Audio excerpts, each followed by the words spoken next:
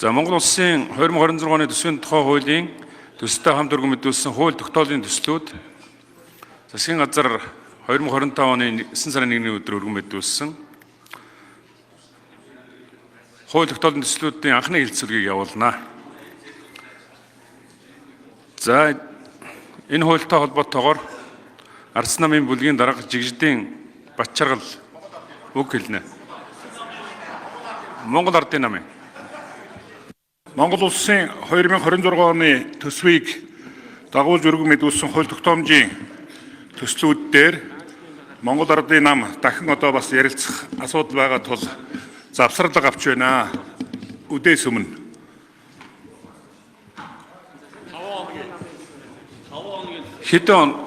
Үдээс өмнө. Үдээс өмнө.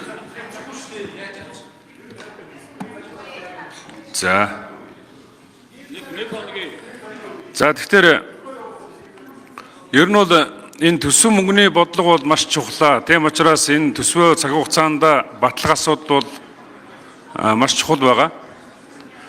Тэгэхээр ер нь бол олон улсын S&P гэд үндэгэний одоо байгууллагаас манай зээлжих зэрэглэлийг бий болгож нэмэгдүүлсэн байгаа. Энэ бол одоо 2012 оноос хойш одоо анх удаага 13 жилийн дараа одоо энэ буцаж одоо энэ ийм өндөр үндэгэн дээр очиж байгаа анхны тохиолдол болж байгаа. Тэгэхээр энэ бол одоо олон улсын хөрөнгө оруулагчдын итгэлийг бол маш их татдаг, дээрээс нь одоо хардаг ийм одоо үнэлгээ байгаа. Moody's гэсэн бас өнгөрсөн сард бас тодорхой хэмжээгээр B2-оос B1 лөө одоо шилжүүлсэн байна.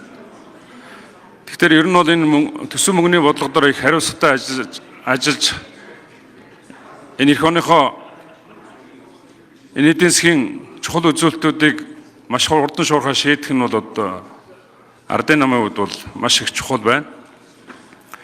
Саяхан хүртэл одоо Трамп ерөнхийлөгч холбооны нөөцийн банкны захирал Жеромиг дуудаад за ингээ 250 мянган ажлын байрыг бий болгохын тулд 2 пунктаар одоо бодлогын хүүг буулга гэсэн. Гэтэл одоо Жером Паул та 250 мянган хүний эрх ашигыг одоо ажлын байрын асуудал ярьж байгаа бол би 300 сая хүний амьдралын асуудлыг шийднэ гэж хэлээд одоо гараад явж байгаа шишээтэй. Тийм учраас энэ төсөв мөнгөний бодлого чинь маш чухал шүү. Энэ та бүхэн энэ цаг хугацаанд үдээс өмнө энэ асуудлаа хэлцээд үдээс хойш бид нар энэ асуудлаа ярихгүй бол 15-ны дотор төсвөө баталж чадахгүй шүү гэдэг хэлээ.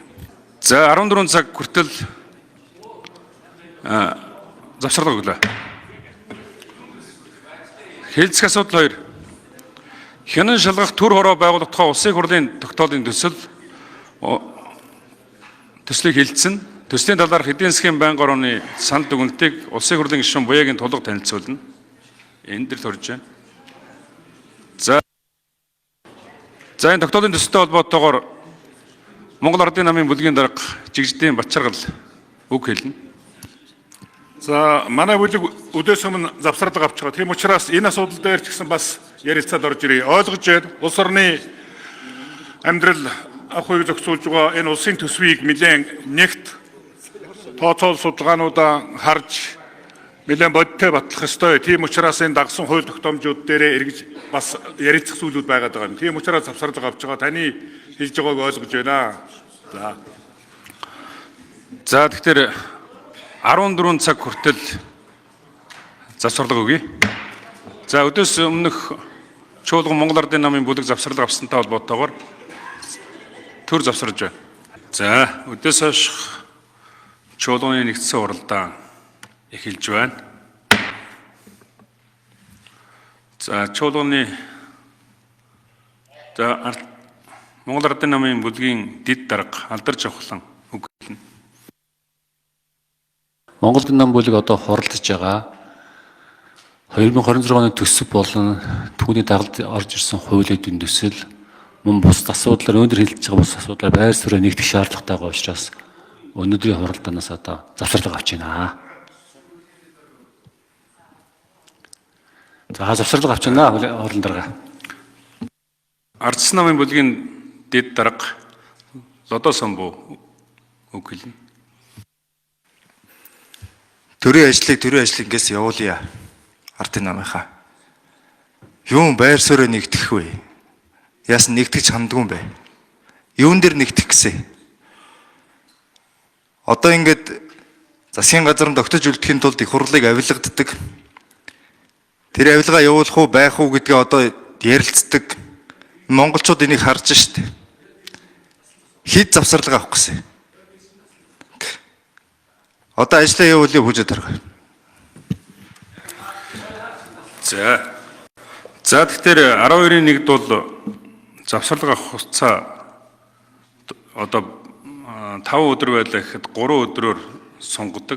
Түүнтэй адилхан энэ агуулга өөрөө 12-ийн 1-д заагдсан учраас та бүхэн 10 цагаас 1 цаг хүртэл 3 цагийн завсарлага авсан.